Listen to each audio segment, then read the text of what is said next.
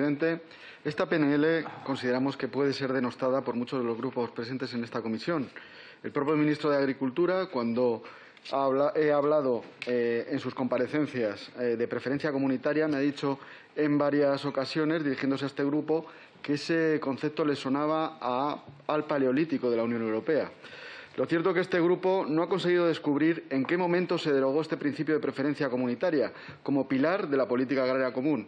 Y lo real es que sigue vigente, aunque disipado por la presión y el desarrollo jurídico de una Unión Europea que está volcada al globalismo y a un libre comercio anárquico que beneficia solo a las multinacionales, a los fondos de inversión y a las grandes corporaciones, pero está destruyendo el tejido social y productivo de las viejas naciones europeas.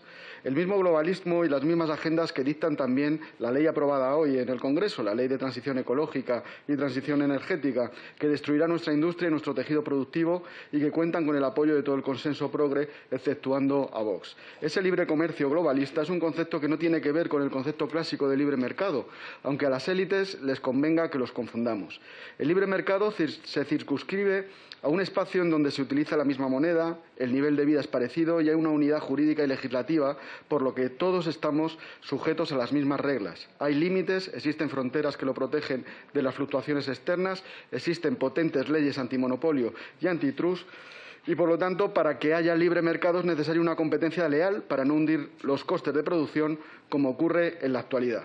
Por supuesto que nosotros abogamos por un libre comercio equilibrado, que venga a complementarnos, pero no a sustituirnos. Un libre comercio alineado con los intereses nacionales de España y las naciones europeas, no solo de las grandes multinacionales y las élites globales. Esa es la diferencia entre los globalistas y los patriotas.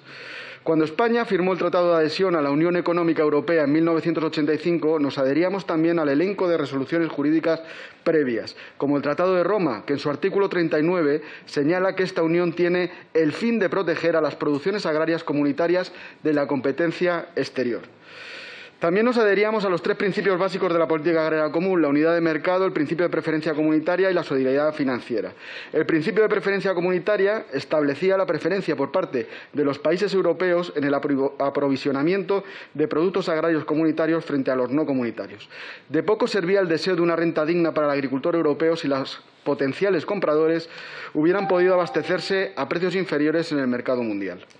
Evidentemente, esa preferencia comunitaria es la que dio confianza al sector agrario ante una Unión Económica Europea planteada como un gran espacio de libre mercado con sus fronteras en beneficio de las naciones de Europa, unidas por ese interés y por una misma cultura occidental.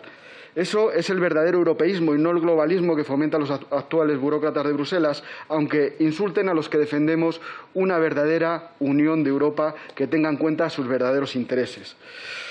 La propia evolución posterior de la Unión Europea ha querido ir arrinconando ese principio de preferencia comunitaria, primando un concepto de comercio global sin tener en cuenta la importancia de lo agrario y lo alimentario para los intereses de las naciones de Europa. De esta manera se empezó a aplastar ese concepto de preferencia comunitaria con los acuerdos generales sobre aranceles aduaneros y comercio del GATT, luego la Organización Mundial del Comercio, luego el Proceso de Barcelona, donde se firma un acuerdo comercial y de colaboración de los países de la Unión Europea y 12 países del norte de África, luego la Unión para el Mediterráneo, el acuerdo de asociación con Egipto, el acuerdo de liberalización con Marruecos, la asociación de adhesión con Turquía, el acuerdo de asociación económica entre la Unión Europea con África Meridional y Sudáfrica, Namibia, Botsuana, Mozambique, Suazilandia y Lesoto. Y ahora estamos en la entrada y ratificación del acuerdo de libre comercio de Mercosur, que pulveriza al sector agrario español sin informe de impacto que evalúe ese destrozo que se va a producir.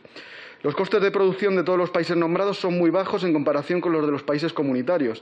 Consecuencias para la agricultura de estos acuerdos son los siguientes. No benefician a la agricultura familiar local, sino a la deslocalización y a grandes fondos especulativos y grandes compañías agroalimentarias mundiales. Inundan el mercado europeo por parte de esos países de los mismos productos agrícolas que producimos los países europeos mediterráneos, lo que provoca el hundimiento de precios por debajo de los costes de producción. Se está despreciando al sector más estratégico de la alimentación, se está perdiendo la soberanía alimentaria. La Unión Europea no exige reciprocidad fitosanitaria en esos países, se utilizan fitosanitarias que están prohibidos en Europa. También se está produciendo un gran daño medioambiental, introducción de plagas. Indirectamente se es cómplice de la explotación laboral, explotación infantil, la falta de derechos de todo tipo en esos países. países y del fraude fiscal, ya que las grandes compañías agroalimentarias, normalmente europeas, cultivan allí con esas prácticas y venden en Europa evitando los impuestos de producción. Por todo lo anterior, en esta PNL exigimos que el Gobierno exija en las instancias europeas correspondientes la aplicación del principio de preferencia comunitaria como principio jurídico de alcance general y absoluto de todos aquellos acuerdos comerciales que nos afectan. El Gobierno deberá exigir a la Unión Europea la aplicación de unos protocolos de control sanitario en frontera y en origen, al igual que establecen los Estados Unidos, con un único puerto de entrada para facilitar las inspecciones, que garanticen que el producto importado está libre de patógenos y plagas, no permitiendo residuos de principios activos prohibidos en la Unión Europea. Seguimiento serio e independiente del impacto en el mercado de las importaciones de países terceros para la aplicación en tiempo de la salvaguardia prevista en los tratados, que se deberán solicitar con tiempo suficiente a la producción de los daños. Y ya termino. El Gobierno deberá exigir a la Comisión Europea la revisión urgente de los tratados citados en la exposición para negociar la extracción de aquellos productos agrícolas que, según el estudio de impacto, se demuestre que son perjudicados por la importación desde esos terceros países. Muchas gracias. Gracias, señor Chamorro. En nombre